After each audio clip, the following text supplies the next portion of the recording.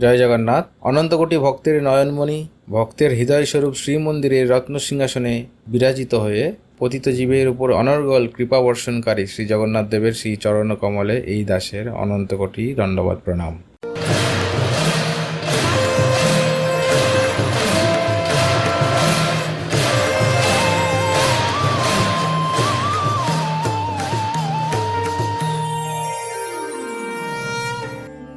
ভক্তবন্ধু, গত অধ্যায়ে আমরা ভগবানের চন্দনযাত্রার উপক্রমণিকা শ্রবণ করেছি। আজ সেই ধারাবাহিককে নিমিত্ত করে তার দ্বিতীয় অর্ধ আমরা শ্রবণ করব। বৈশাখ মাসের শুক্লপক্ষের তৃতীয়া দিনে প্রভু চন্দনযাত্রা রচনা করেন, যা লোকের মুখে অক্ষয় তৃতীয়া বলে জানা যায়। সেই দিনের অনেক পৌরাণিক ও শাস্ত্রীয় পৃষ্ঠভূমি রয়েছে। সেই প্রকারবিধিকে ব্যবস্থা করে একদিন পূর্বে শ্রীমন্দিরের গুরুস্তম্ভের পিছনে যে অধিবাস গৃহ রয়েছে, সেই ঘরে চন্দন অধিবাস করে রাখা হবে। মুক্তিমণ্ডপের দক্ষিণ দিকে উত্তরাভিমুখী একটি ঘর রয়েছে, সেই ঘরের নাম হচ্ছে ঘটুয়ারি ঘর। ভগবানের একজন স্বতন্ত্র সেবক রয়েছে, যার নাম হচ্ছে ঘটুয়ারি সেবক। তার কাজ হচ্ছে সকাল থেকে সন্ধ্যে পর্যন্ত শুধু চন্দন ঘষবে, আর ভগবান সেই মলয় চন্দনকে তার শ্রী অঙ্গে ধারণ করবেন। ভগবান জগন্নাথ দেব প্রতিদিন প্রায় 1.5 কেজির উপরে চন্দন নিজের শ্রী অঙ্গে স্বীকার করেন। সেই ঘরে চন্দন ঘষে রাখা থাকবে, আর ঘটুয়ারি সেবক সেই চন্দনের যোগান দেবে। আর সেই চন্দনকে পূজা পাণ্ডা অধিবাস করে গরুস্তম্ভের পিছনে থাকা ভোগমণ্ডপ গৃহে রেখে দেবেন।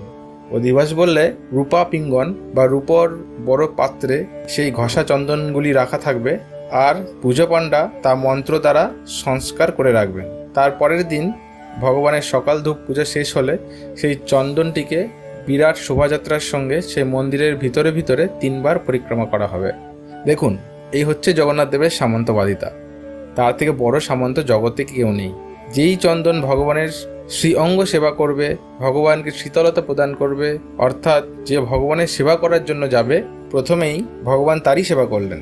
মানে সেই চন্দনকে ঘণ্টা, ছাতা, কাহালি সহিত শ্রী মন্দিরকে 3 বার পরিক্রমা করাবেন। যাকে সেবা করতে যাওয়া বস্তুকে ভগবান নিজে তার সেবা করলেন। দ্বিতীয় কারণ হচ্ছে, যা ব্রহ্মসঙ্গ লাভ করবে তা ব্রহ্মতুল্য বা তার মধ্যে ব্রহ্মবৎ বিশুদ্ধতা রয়েছে। চন্দনকে ব্রহ্মজ্ঞানপূর্বক 3 বার মন্দির পরিক্রমার দ্বারা তার সেবা করা হলো। এরপরে বলদেবের কাছে মুদিরথ, সুভদ্রার কাছে পতি মহাপাত্র সেবক এবং জগন্নাথের কাছে পালিয়া পূজা পাণ্ডা চন্দন অর্পণ করবেন। যদি আপনি লৌকিকতার বিচার করেন, তাহলে ভগবানের ভীষণ গরম হয়। সাক্ষাৎ শ্রীপতি মনুষ্য রূপের লীলাবিলাস করছেন, শ্রী সহ মালৌসলীলায়া। বর্তমান যখন আমরা গরম অনুভব করছি, যা আমাদেরকে আদৌ আনন্দ প্রদান করে না, ঠিক সেইভাবে ভগবান সমুদ্রকূলে নিবাস করছেন। সমুদ্রকূলের দেবতা বেশি আর্দ্রতার অনুভব করেন, তার মধ্যে খরা বেড়ে যাচ্ছে, শ্রী অঙ্গ গরম হচ্ছে। একজন গৌড়ী বৈষ্ণবকে জিজ্ঞেস করা হলো, কেন জগন্নাথ দেবের গরম লাগে, তার কারণ কি? প্রথম কথা, ভগবান জগন্নাথ দেবের গরম হওয়ার বা গরম লাগার কথা নয়। ভগবান জগন্নাথ দেবকে নিত্য 4 প্রকার শীতল উপচার প্রদান করা হয়। জরলক্ষ্মী বদনেন্দু সুখিতং জর্নাদিতং বারিধে বারিজন্ন নিজেন সরসি পদ্মেন সন্তি গতং যৎসেষা হি ফনা সহস্র মধুরা শাসির্ন চা শাসিতং তদ্রাধা বিরহাতুরম মধুরিপো বেলদ বপুর পাতবাহা। সেই গৌড়ীয় বৈষ্ণবের মত হচ্ছে এরকম, প্রথম আমার ভগবান ক্ষীর সমুদ্রে শয়ন করে, ক্ষীরোদ্দেশ্যায়ী। যখন আমার ভগবান শয়ন করেন, তার পাদপদ্মের কাছে মা লক্ষ্মী দেবী বসে থাকেন। আর মা লক্ষ্মী দেবীর মুখ কেমন? আর চন্দ্রের মতন। এটি সাধারণ চন্দ্রের মতন নয়, অনন্ত কোটি পার্থিব চন্দ্রকে বিনিন্দিত করে মার মুখচন্দ্র। চন্দ্রের আরেকটি নাম হচ্ছে হিমাকর। আপনি নিজেও অনুভব করবেন চন্দ্রকিরণ ঠান্ডা প্রদান করে। যদি সাধারণ চন্দ্রের জ্যোৎস্না এত ঠান্ডা প্রদান করে, তাহলে মার মুখচন্দ্র কতই না ঠান্ডা প্রদান করবে। আর জগন্নাথ দেব সবসময় তার মুখের দিকে তাকিয়ে আছেন, তা সত্ত্বেও শ্রীঅঙ্গ থেকে ঘাম নির্গত হচ্ছে। এই হলো প্রথম উপাচার। দ্বিতীয় হচ্ছে, ভগবান সমুদ্রের ভিতরে নিবাস করছেন, আর সমুদ্রের মধ্যস্থল হচ্ছে সম্পূর্ণ ঠান্ডা। তৃতীয় উপাচার হচ্ছে, যে শেষা হিফানা সহস্র মধুরং শাসিং ন চা শাসিতং। স্বয়ং বড় ঠাকুর বলভদ্র নিজে অনন্ত শেষ রূপে সেই সমুদ্রের মধ্যে শয্যা হিসাবে তিনি বিরাজ করছেন, আর যার শয্যায় ভগবান শয়ন করে আছেন। প্রতিক্ষণে তার 1000টা ফোনার থেকে নিঃশ্বাস প্রশ্বাস নেওয়ার ছলে ভগবানকে অনবরত পাখা করে চলেছেন।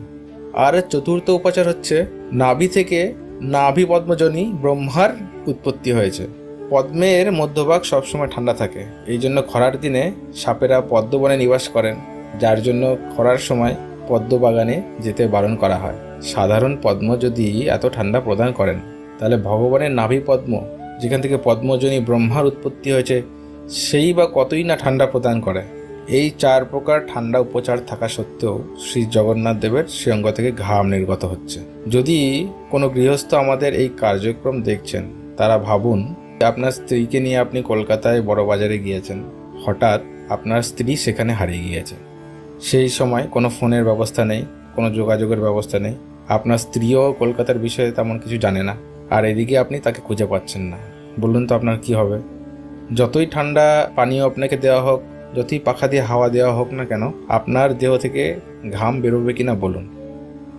তদ রাধা বিরাহাতুরম মধুরিপ বেলদ্বপুর পাতবহ, এটি শুধুমাত্র গৌড়ীয় বৈষ্ণবদের মত। আমার প্রভু যখনই রাধারানীকে ছেড়ে বৃন্দাবন থেকে এখানে এসেছেন, তার বিরহে প্রভুর যে বিরহাগ্নি সৃষ্টি হচ্ছে, তাই ঘাম আকারে বেরিয়ে আসছে। এই প্রকার ভাব দেখতে পাওয়া যায়। যেহেতু প্রভুর ঘাম বেরোচ্ছে, প্রভুর গরম লাগছে, প্রভুর উষ্ণ অনুভূতি হচ্ছে, তাই প্রভুকে ঠান্ডা করার জন্য এই যাত্রার শুভারম্ভ, যার নাম চন্দন যাত্রা, এবং যা অক্ষয় তৃতীয়া থেকে শুভারম্ভ হয়। ভক্তবন্ধু, এই প্রকার ভগবানকে চন্দন লাগানোর পর, ভোগ মণ্ডপ নীতি শেষ হওয়ার পরে শ্রী জগন্নাথ দেবের কাছ থেকে আজ্ঞামালা প্রাপ্ত হয়ে মদনমোহন, রামকৃষ্ণ, শ্রীদেবী এবং ভূদেবী বাইরে যাত্রা করবেন, অর্থাৎ নৌকো বিলাসের জন্য নরেন্দ্র পুষ্করিণীর দিকে রওনা দেবেন। আর সেখানে শুভারম্ভ হবে বিশ্ব প্রসিদ্ধ চন্দন যাত্রা। ততক্ষণ পর্যন্ত আপনারা শ্রী জগন্নাথ দেবের নাম, রূপ, লীলায় নিমগ্ন থাকুন। জয় জগন্নাথ।